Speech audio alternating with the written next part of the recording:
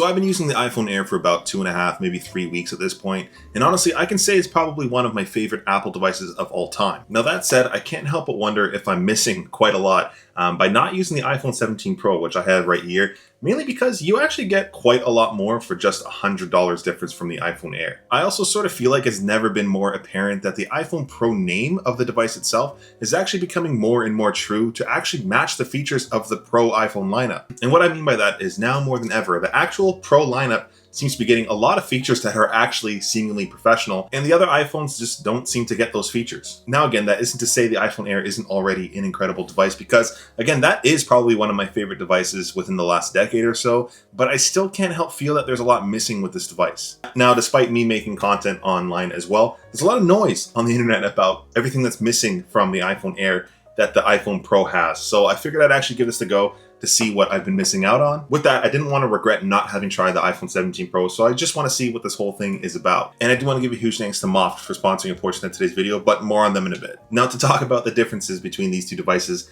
at the baseline, these are both iPhones. So when it comes down to all the normal, everyday usage things, these things are practically near identical. Where the differences are going to come from, of course, are going to be a lot of the Pro features. So if you don't need any of the Pro features I'm going to talk about, easily to say the iPhone Air is probably going to be the one to choose, if not the regular iPhone 17, which I also still haven't checked out, so that might be a video for another day. With that, again though, for the extra $100 going with the iPhone 17 Pro lineup, you do get 2 additional cameras, one of which is the telephoto and the other additional camera is the ultra wide lens, both of which I find this year are actually pretty damn good.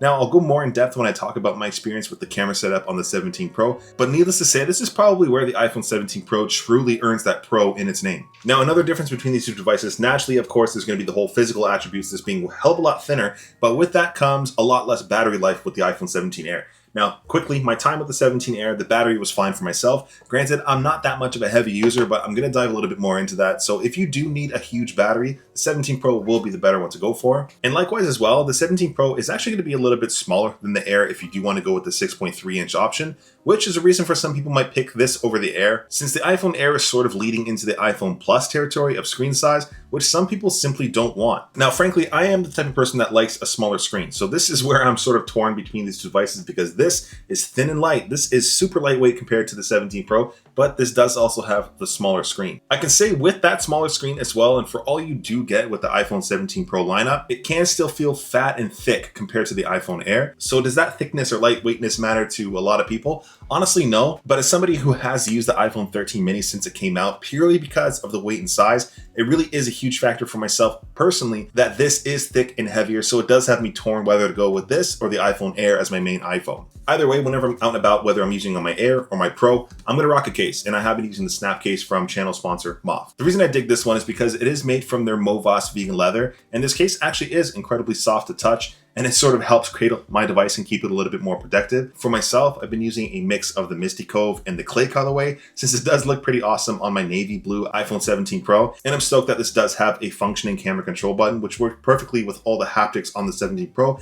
Yes, I am one of those weirdos that actually uses the capture button. I didn't when it first launched, but I do now. Likewise as well, a ton of people are already incredibly familiar with the MOFTs Snap system, but I typically rotate between using the Snap Field Wallet and the Snap Tripod Wallet, which is actually my favorite accessory of all time. Even without being sponsored, I talk about this Snap stand in a lot of videos, all my EDC videos, and honestly between all the different color options you can choose from and the modularity that sort of just keeps things agile, the Snap case and the modular Snap system is probably one of the best useful additions to your iPhone. If you do want to check out the Snap case and all the accessories, I will have a link down below, and thanks again to MOFTs for sponsoring a portion of today's video. Now with that, the color I chose for my 17 Pro is the navy blue, I think they call it, mainly because I wasn't really a fan of the cosmic orange as popular as it was, and I've heard now that it's turning pink for some people, but I think this guy, the blue, looks rather elegant. I think the silver also looks pretty badass, but I figured the navy blue would be the one to go for because that's just what I prefer. Now to talk more about how thick and heavy this device is for most people this is going to feel like any other iPhone if I'm completely honest.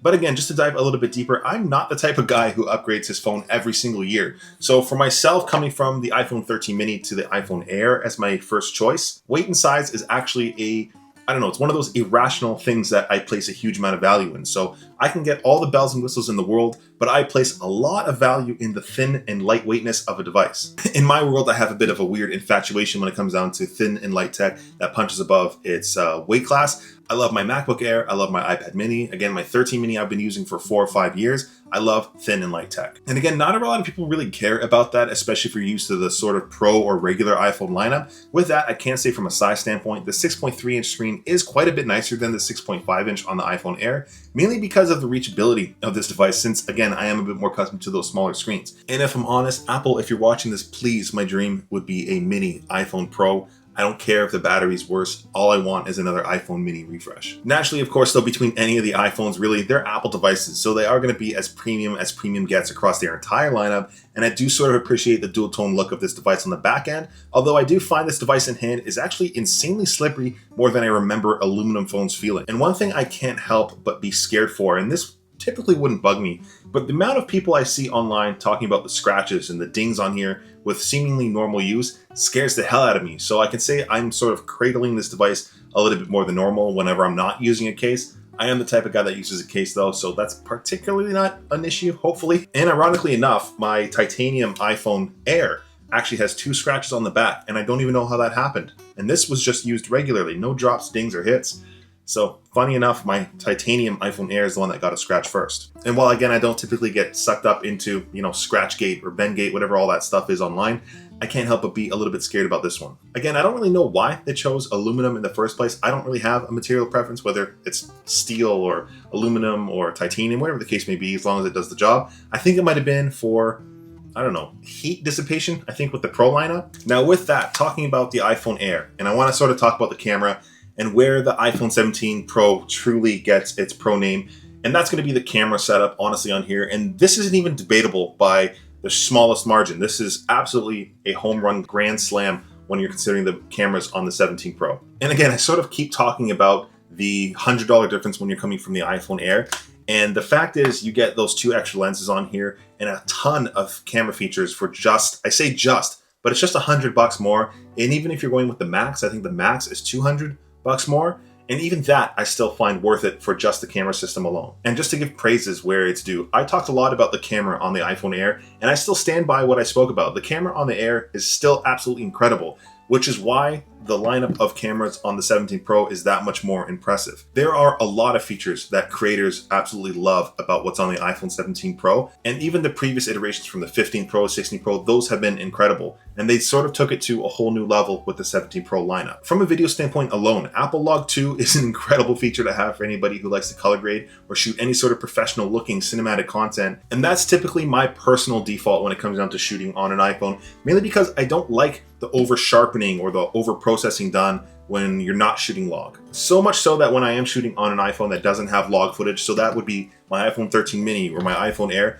I will literally muddy up that footage so it looks less processed, meaning I'll add like a 1% blur so it's less sharp, or I'll go out of my way to sort of desaturate the image a little bit, and that's just what I do on here. And Apple Log processing, not only does it have better dynamic range, all that post-processing that iPhones and cell phones in general do isn't there, so I can sort of manipulate the footage to myself. There's a reason they shoot literal movies with iPhones. Yes, they throw a ton of gear on these. They put external lenses and massive lighting rigs and cages and stuff, but it's still a flippin' iPhone. So you can throw a normal camera with all that same equipment, but now you can use an iPhone for that. Another feature here that creators absolutely love this year is simply the ability to shoot open gate, which is a feature that some professional cameras don't even have. The camera I'm shooting on right now does not have open gate footage. If you're unfamiliar with open gate, pretty much you can take the footage, which is now on my 17 Pro, and you can manipulate this with any sort of crops. You can use this for vertical content, wide content, you can reframe your different ways that you want to shoot your content, and you have more resolution to work with to begin with, which is why a lot of creators love open gate. So I can post stuff on my Instagram, TikTok, whatever, from the same footage that I could shoot this video in, for example,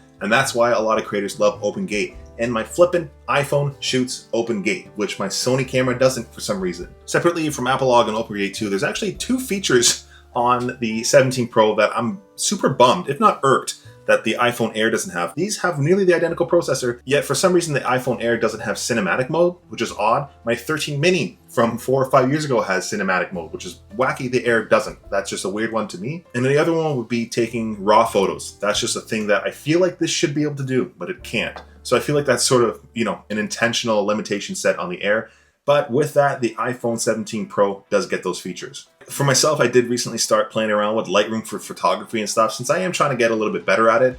and I was just bummed that the iPhone Air didn't have it. And for the times I do want a quick turnaround on content, I would sort of just default to the cinematic mode and use that since it was pretty quick to use on the iPhone. So I would have loved to see that on the iPhone Air. And I'll mention it another 5 times in this video, but the $100 difference from the Air to the 17 Pro is really starting to look a little bit more enticing. Now I'll throw up some images on here. Again, I'm no professional photographer. Frankly, I'm kind of trash at photography, but the raw photos have been fun to play around with. But all the lenses on here between the ultra wide, the wide, and the telephoto, they do a great job and they look excellent. In my iPhone Air review, I talked about how I typically love to carry around a camera of some sort. So I don't have to have those features on my phone. I don't know, sometimes it really does seem pretty enticing to just have it all in one phone without worrying about a camera. So yeah, iPhone 17 Pro is pretty sick for that. Now with that, I gotta talk about the battery because you will be using the 17 Pro a lot more than the iPhone Air, just from a functional basis. The iPhone 17 Pro has a lot more features than the iPhone Air.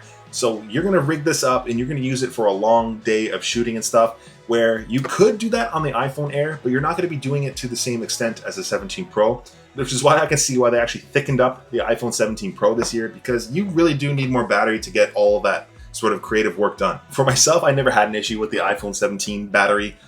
It was perfectly fine. I got this through like a day and a half. Some people are only lasting 4 hours for some reason. I'm not a heavy user, but the battery on the Air was fine. And the iPhone 17 Pro has quite a bit better battery, I can say, where I didn't really need to worry about the iPhone Air because I have a charger in the car. I have a charger at my desk here. Whenever I go to the office, I always have a charger. So it's not something I need to worry about.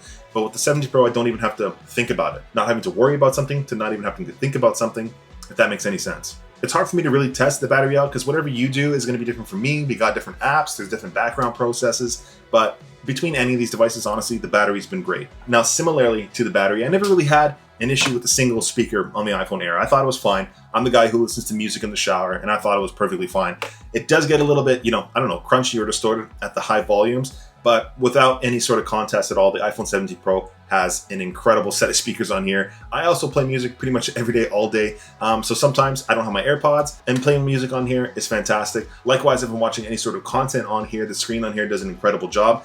These are gonna have the same max brightness, 3000 nits, which is great, especially if you're outdoors. HDR content is gonna look great, but the main difference I think is gonna come down to the screen size. If you want that 6.3 inch screen versus the 6.5 on the iPhone Air, or you might be somebody who might be going for the Max lineup. The Max phone has a fat screen, and I don't know if I could ever use that, but the screen on either device is going to be great. For the actual display sizes, again, the reason I got the Air in the first place as my main phone is because coming from the iPhone 13 mini, I wanted thin and light.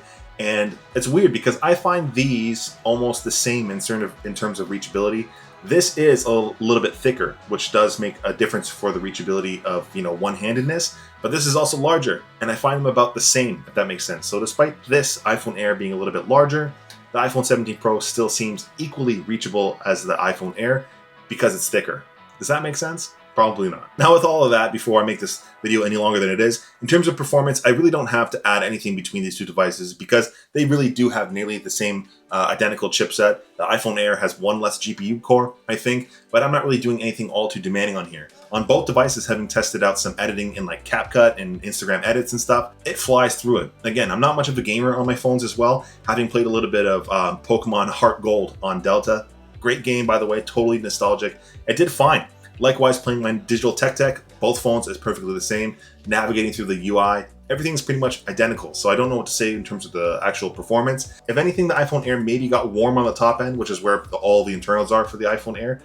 If that even matters, I guess. So yeah, when it comes down to performance, I have no discernible difference between either of these. They do a great job. Now, my overall thoughts coming from the iPhone 13 mini to the iPhone Air, this is a hell of a lot lighter and thinner than the 17 Pro. The 17 Pro feels insanely heavy and thick. It is fat, thick, and juicy. Can I get down with it? We'll find out. But honestly, there really is no denying how much more there is to love about the 17 Pro lineup. Again, especially because of the minor price difference between the Air. And as much as I love the Air, I frankly might be going back to the Air. I'm not too sure yet. Most people will probably be better off going for the iPhone 17 Pro, even if you're not using those Pro features.